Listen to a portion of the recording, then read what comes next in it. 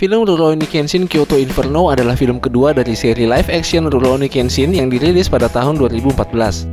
Film ini berkisah tentang munculnya lawan terkuat Kenshin, yaitu Shishio Makoto yang berniat menguasai seluruh Jepang.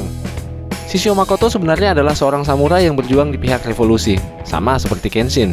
Dia adalah salah satu ujung tombak pemerintah untuk menggulingkan shogun dan mengembalikan pemerintahan ke tangan Kaisar Meiji. Ada yang mengatakan bahwa kehebatan Shishio sama dengan Kenshin, tapi tidak sedikit juga yang berpendapat bahwa kemampuan Shishio berada di atas Kenshin. Namun setelah keshogunan berhasil ditumbangkan, Shishio malah dikhianati oleh pemerintah. Hal itu terjadi karena gaya bertarung Shishio yang brutal dan sama sekali tidak berperi kemanusiaan, membuat pemerintah khawatir citranya akan buruk. Sehingga pemerintah memutuskan untuk mengeksekusi Shishio dan bahkan membakarnya hidup-hidup. Tapi ternyata Shishio tidak mati. Dia pun dendam lalu berniat untuk menghancurkan pemerintahan yang baru dan menguasai Jepang. Tanpa berlama-lama, ayo kita langsung saja membahas film Rurouni Kenshin Kyoto Inferno. Film dibuka dengan adegan Kapten Polisi Saito Hajime bersama pasukan kepolisian sedang menggerebek sebuah tambang yang diduga sebagai tempat persembunyian Shishio dan komplotannya. Tapi tampaknya Shishio sudah mengetahui kedatangan polisi.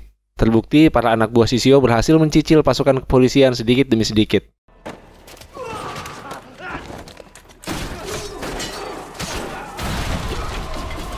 Akhirnya Kapten Hajime berhasil masuk ke bagian dalam tambang dan disambut langsung oleh Shishio Makoto di atas sebuah jembatan kayu. Di situ terlihat banyak anak buah Kapten Hajime yang terikat digantung di atas kobaran api. Shishio mengajak Hajime untuk bergabung bersamanya, tapi Hajime menolak. Akibatnya, Shishio memberi isyarat untuk menjatuhkan semua anak buah Hajime ke dalam api, lalu dia meninggalkan Kapten Hajime begitu saja. Kapten Hajime tidak bisa mengejar Shishio sebab dia dihadang oleh kroco-kroco Shishio dan juga Shishio memerintahkan agar jembatan itu dibakar. Pada adegan lain diperlihatkan dojo Kamiya yang tadinya sepi, sekarang mulai banyak peminatnya yang tertarik belajar di dojo itu sejak kedatangan Kenshin. Pada saat Kenshin pulang dari memetik sayuran, murid-murid itu mendatangi Kenshin dan meminta Kenshin mengajari mereka. Tapi Kenshin menolak dan dia mengatakan bahwa dia bukan sensei di situ. Menurut Kenshin, di era baru ini keahlian berpedang sudah tidak dibutuhkan lagi. Kemudian dua orang tamu dari pemerintah datang mencari Kenshin. Mereka adalah utusan Menteri Dalam Negeri yang bernama Toshimichi Okubo. Mereka meminta Kenshin untuk pergi menemui Okubo. Kenshin pun pergi ke sana ditemani oleh Sanosuke. Kaoru mulai cemas dan mendapat firasat bahwa sesuatu yang buruk akan terjadi kepada Kenshin. Di kantor kementerian, Kenshin pun dipertemukan dengan Menteri Dalam Negeri yaitu Tuan Okubo. Tuan Okubo mulai menjelaskan maksudnya memanggil Kenshin, yaitu berkaitan dengan kemunculan Shishio Makoto. Jadi gini guys, selain Kenshin, Shishio adalah salah satu ujung tombak andalan pasukan revolusi pada perang Toba Fushimi. Tapi Shishio adalah orang yang kejam, gaya bertarungnya brutal, dan dia tidak segan membunuh lawan yang sudah menyerah. Karena kebrutalannya itu, pemerintah khawatir Shishio akan mencoreng nama pemerintah yang baru. Maka Shishio dieksekusi di medan perang oleh orang-orang suruhan pemerintah sendiri, tepat setelah perang selesai. Tubuh Shishio dibakar bersama para korban perang lainnya. Tapi ternyata Shishio tidak mati. Walaupun menderita luka bakar di seluruh tubuhnya, Shishio bangkit dan menghimpun kekuatan di kota Kyoto untuk membalas dendam kepada pemerintah yang sudah mengkhianatinya. Sejauh ini pemerintah gagal menghentikan Shishio, jadi Tuan Okubo meminta Kenshin untuk membantu pemerintah menyingkirkan Shishio. Tuan Okubo memberikan waktu 1 minggu untuk Kenshin berpikir dan mengambil keputusan. Kembali ke dojo Kamiya, teman-teman Kenshin tampak gusar. Mereka tidak mau Kenshin terlibat permasalahan yang mengancam nyawanya. Bahkan Kaoru yang seorang gadis kalem, kali ini dengan tegas melarang Kenshin pergi ke Kyoto untuk melacak Shishio. 1 minggu kemudian, Tuan Okubo kembali datang untuk menemui Kenshin. Pada saat sedang dalam perjalanan naik delman istimewa, ia diikuti oleh salah satu anak buah Shishio. Dia adalah Sojiro Seta, orang terkuat kedua setelah Shishio. Sojiro mengejar delman tersebut dan mengeksekusi Tuan Okubo di dalamnya, tanpa sepengetahuan Pak Kusir yang sedang bekerja mengendarai delman supaya baik jalannya. Tapi ternyata kedatangan Okubo juga sudah ditunggu oleh sekelompok samurai dari era Shogun yang tidak suka dengan pemerintahan baru. Delman itu dihadang oleh mereka dengan niat membunuh Okubo. Alangkah kagetnya mereka melihat ternyata Okubo sudah tewas duluan. Sementara itu di dojo Kamiya, Kenshin juga sedang bersiap menemui Tuan Okubo. Namun di perjalanan, Kenshin melihat kerumunan orang, dan ternyata itu adalah orang-orang yang sedang melihat jenazah Tuan Okubo yang sedang dievakuasi. Di kantor kementerian, Kenshin diperlihatkan mayat-mayat petugas polisi yang menjadi korban kekejaman Shishio. Mayat-mayat itu ditangisi oleh keluarga mereka masing-masing. Dalam hati, Kenshin marah melihat kekejaman Shishio.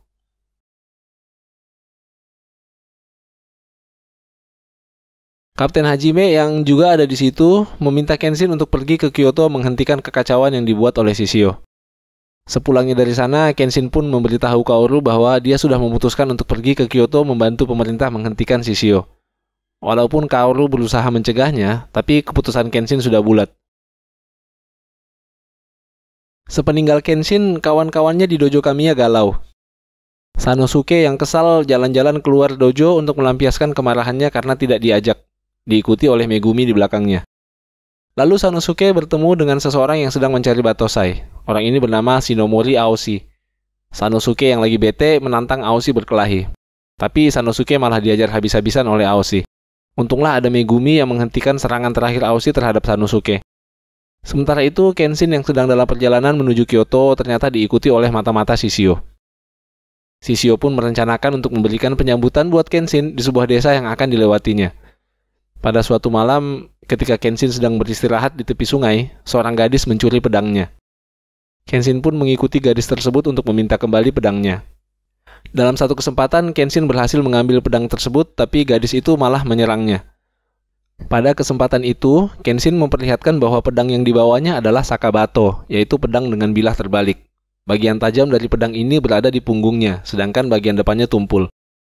Melihat pedang itu, gadis tersebut pun membatalkan niatnya mengambil pedang Kenshin. Gadis ini bernama Makimachi Misao. Tiba-tiba seorang anak laki-laki muncul dan meminta pertolongan dari mereka. Dia membawa Kenshin dan Misao menemui kakaknya yang terluka parah. Sebelum tewas, orang itu memberitahukan bahwa desanya diserang oleh komplotan Shishio.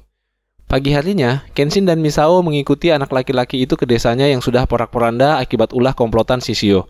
Anak itu melihat jenazah ayah dan ibunya digantung di sebuah pohon. Lalu puluhan kroco-kroco Shishio muncul.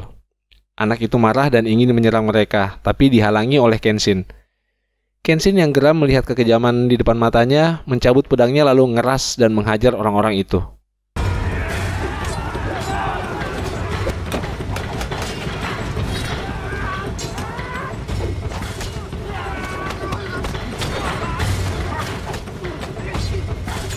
Misao tercengang dan melotot melihat kehebatan Kenshin yang tadinya dia kira hanya pengembara biasa saja. Selesai meratakan kroco-kroco itu, Kenshin akan mengubur jenazah kedua orang tua si bocah. Tapi penduduk desa melarangnya. Mereka takut kalau jenazah itu diturunkan, Shishio akan marah dan membantai seluruh warga desa yang tersisa. Tapi Kenshin tidak peduli dan ia menurunkan jenazah kedua orang tua anak itu. Tiba-tiba Sojiro Seta datang dan ia mengajak Kenshin menemui Shishio. Kenshin pun pergi mengikuti Sojiro Seta. Di markasnya, Shishio sedang mengeksekusi bawahannya dengan ditemani kekasihnya, yaitu Komagata Yumi. Kenshin pun tiba di tempat itu. Setelah ngobrol-ngobrol sebentar, Kenshin menghunus pedangnya dan menantang Shishio bertarung. Tapi Shishio malah memerintahkan Sojiro untuk berduel dengan Kenshin, sementara ia pergi meninggalkan tempat itu. Sojiro Seta ini pendekar pedang yang hebat guys. Gerakannya sangat cepat dan dia merupakan orang kedua terkuat setelah Shishio.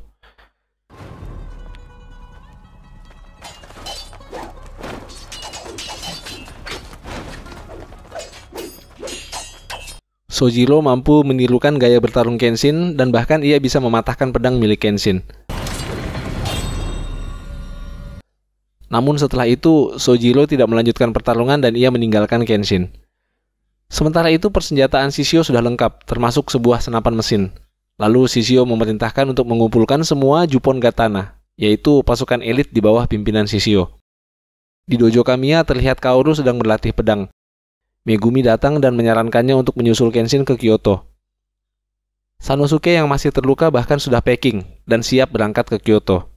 Akhirnya Kaoru, Sanosuke, dan Yahiko pun berangkat menuju Kyoto untuk menyusul Himura Kenshin. Di tempat lain, Kenshin sudah sampai di kota Kyoto. Di sana dia bertemu lagi dengan Misao dan Misao mengajaknya tinggal di penginapannya. Di sana Kenshin berkenalan dengan Okina, yaitu seorang ninja atau mata-mata Oniwabansu dari era Shogun. Shinomori Aoshi yang sebelumnya diperlihatkan mencari Kenshin dan menghajar Sanosuke adalah seorang kapten Oniwabansu juga. Setelah kejatuhan Shogun, Oniwabansu dianggap organisasi ilegal dan para anggotanya yang tidak mau mengakui pemerintahan baru dieksekusi. Hal inilah yang membuat sifat Shinomori Aoshi berubah, sehingga dia menyimpan dendam kepada Kenshin. Kita akan bahas mengenai kelompok Oniwa Banshu ini di lain waktu. Untuk sekarang, kita fokus dulu membahas alur cerita film ini. Pada kesempatan itu, Kenshin meminta bantuan Okina untuk mencari seorang pandai besi bernama Arai Shaku untuk membuatkan pedang untuknya, sebab pedang miliknya dipatahkan oleh Sojiro Seta. Malam harinya di penginapan itu ternyata Kapten Polisi Saito Hajime juga berada di situ, bersama beberapa anggota kepolisian. Mereka membahas rencana untuk menghentikan Shishio. Sementara itu di markas Shishio, seorang anggota Juppon Gatana bernama Cho sudah datang. Mereka sudah memperkirakan bahwa Kenshin pasti akan mencari seseorang untuk membuatkan pedang untuknya.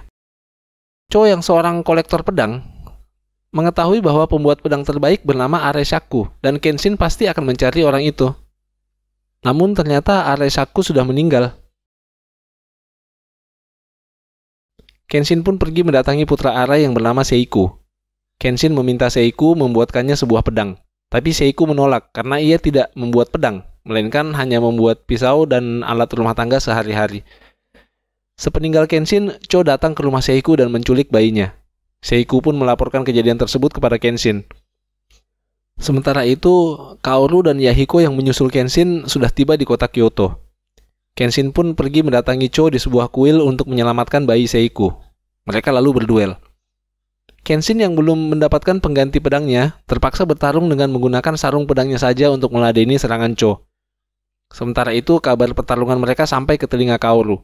Kaoru langsung tahu bahwa yang sedang bertarung itu adalah Kenshin. Lalu dia dan Yahiko segera menyusul ke sana. Pertarungan di kuil itu masih berlangsung. Pada saat itu Seiku datang. Dia melihat Kenshin mulai kerepotan menghadapi Cho karena tidak punya pedang yang layak. Bahkan Kenshin harus bertarung hanya dengan bersenjatakan sarung pedangnya saja. Sementara Cho memakai 2 pedang kembar. Hal ini berarti bayinya dalam bahaya, sebab hanya Kenshin yang bisa menyelamatkannya. Seiku segera berlari pulang menuju rumahnya. Sesampainya di sana, dia mengambil pedang buatan ayahnya yang sudah lama tersimpan di kotak penyimpanan. Lalu dia segera kembali ke kuil tersebut. Sementara itu, Kaoru dan Yahiko juga sudah sampai di kuil. Seiku lalu melemparkan pedang yang dibawanya kepada Kenshin. Dengan pedang barunya itu, Kenshin melumpuhkan Cho hanya dengan satu serangan Hiten Mitsurugi Ryu. Tapi Cho tidak mati, sebab pedang baru Kenshin ternyata adalah sebuah sakabato juga, alias pedang dengan bilah terbalik. Setelah pertarungan itu, Seiku menjelaskan kepada Kenshin bahwa sebenarnya ayahnya membuat 2 buah sakabato.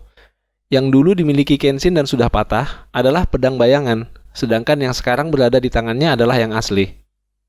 Sementara itu, Shishio sudah mengumpulkan semua pasukan elitnya alias para Juppon Gatana. Maka rencana menyerang kota Kyoto pun dimulai. Di tempat lain, Cho yang ditahan polisi sedang diinterogasi oleh Kapten Saito Hajime. Cho memberi keterangan bahwa Shishio akan membakar kota Kyoto pada tengah malam keesokan harinya. Tapi Kenshin menjadi curiga, sebab dia merasa informasi itu terlalu mudah dibocorkan begitu saja oleh Cho. Di penginapan, Okina memerintahkan anak buahnya untuk menyebarkan berita tersebut ke seluruh warga Kyoto supaya masyarakat berhati-hati. Keesokan harinya, para ninja Oniwa Banshu mulai bersiap-siap.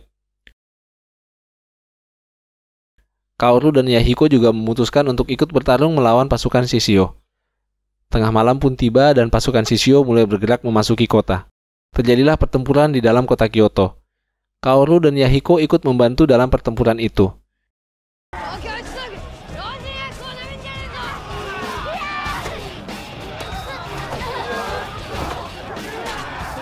Si gadis ninja Makimachi Misao dan Sanosuke juga terlihat ikut bertempur.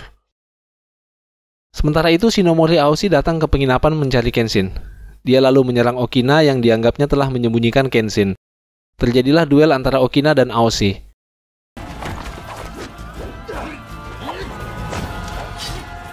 Di tempat lain, di tengah kota Kyoto, pertempuran masih berlangsung. Misao membalutkan sebuah kain ke lengan Kaoru yang terluka. Di tengah-tengah pertempuran itu, Kenshin melihat sosok Shishio yang seluruh tubuhnya berbalut perban. Kenshin pun mengejarnya. Tapi apa yang terjadi, ternyata Kenshin lalu dikepung oleh sekelompok orang dengan penampilan yang sama dengan Shishio. Di tengah pertempuran, Misao mendapat kabar bahwa Aoshi datang dan sekarang sedang berada di penginapan. Misao sangat senang karena dia memang mengagumi Aoshi. Dia pun langsung meninggalkan medan pertempuran dan segera menuju penginapan. Sesampainya di penginapan, Misao kaget karena melihat Aoshi dan Okina sedang berduel. Tepat di depan matanya, Misao melihat Aoshi menebaskan pedangnya ke tubuh Okina, sehingga Okina terluka parah dan tumbang. Misao terhenyak sampai tidak bisa berkata apa-apa. Aoshi lalu pergi meninggalkannya begitu saja. Di dalam kota, Kenshin berhasil mengalahkan rombongan Shishio palsu tadi. Pada saat itu Sanosuke datang dan langsung meninju muka Kenshin. Ternyata dia masih bete guys, karena dia tidak diajak Kenshin ke Kyoto. Walaupun semua pasukan lawan akhirnya berhasil dikalahkan, namun Kapten Hajime mencium ada yang tidak beres, sebab dia tidak melihat Shishio dan tidak ada satupun personil Juppon Gatana. Kenshin juga mengatakan bahwa pertempuran itu terlalu mudah dimenangkan. Setelah berdiskusi, mereka menyadari bahwa penyerangan kota Kyoto hanyalah umpan. Tujuan Shishio sebenarnya adalah kota Tokyo. Di tempat lain, Sojiro Seta melumpuhkan Kaoru lalu menculiknya. Dia berpapasan dengan Kenshin dan Kenshin mengenali bahwa orang yang diculik Sojiro adalah Kaoru dari kain pemberian Misao yang terikat di lengannya. Singkat cerita, Kaoru dibawa ke sebuah kapal dan Kenshin berhasil naik ke kapal tersebut. Shishio lalu menyambutnya dan memperlihatkan Kaoru yang sedang dijadikan sandera. Kenshin menyerang Shishio, tapi langsung dihadang dan dikeroyok oleh kaki tangan Shishio. Lalu salah satu orang kepercayaan Shishio yang bernama Hoji menendang Kaoru hingga Kaoru terlempar ke laut. Melihat itu, Kenshin tanpa berpikir panjang langsung melompat juga ke laut untuk menyelamatkan Kaoru. Dia berteriak memanggil-manggil Kaoru namun tidak menemukannya. Pagi harinya terlihat Kenshin terdampar di sebuah pantai dalam keadaan tidak sadarkan diri. Kemudian datanglah seorang pria misterius yang membopongnya dan membawanya pergi. Siapa pria misterius tersebut?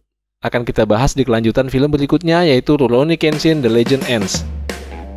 Kalau kamu suka dengan video ini, jangan lupa klik like dan subscribe channel Frog Movies untuk menonton kelanjutan kisah Rurouni Kenshin dan ringkasan cerita film lainnya. Sampai jumpa!